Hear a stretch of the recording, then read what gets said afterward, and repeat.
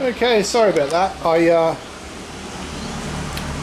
ended up getting a flat battery, so it's all pretty much welded in now. There's a couple of little spots to go. You know, you always get little pinholes here and there, so you just keep going. I'll just hammer and dolly a couple of little spots here once I'm done. Once I'm ready to put it on the actual car, I'll come back, and there's just a little high spot here.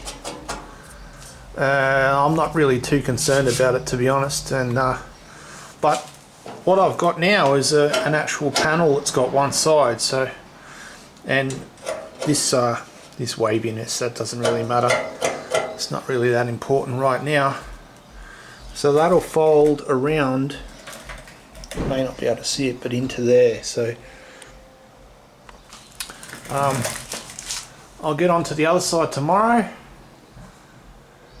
I cleaned the garage out in waiting for the bench to come with my metal brake, but it hasn't turned up. So yeah, I was looking forward to using that tomorrow, because I've got all of this to make up, all of these to make up, all of these to make up, the frame under there to do, and probably this as well. So a lot of little tiny bends, and I just hope that the piece of machinery that I'm buying is up to it, because it's quite a large brake, 1.2 meters. That's a big brake, and it's been made by an engineer, but it's not a professional pan brake or anything, so we'll wait and see. Anyway, even if I have to cut the pieces down into smaller sections, it'll be much better than the one that I've got, because the one that I've got is not much good. It's alright for doing,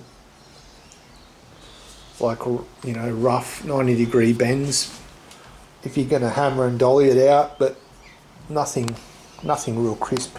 This is all done on the English wheel. So I tipped this one, and then I came in the other way and I tipped that. And this is nothing definite anyway. Obviously I've just put a line there to begin with. What I did is I put a piece of paper up to the door and then made a mark on that lip, and then transferred that over to a piece of metal, and now I've got a mirror image. So this line here mirrors that one. So no matter what happens here, this line will match that no matter what, and the gap will be the same all the way down. That's how I did it. So I measured, I basically got a pattern off of the door. That way I know I'll get it right, because otherwise there's no way you're going to get that right. Anyway, bring it back.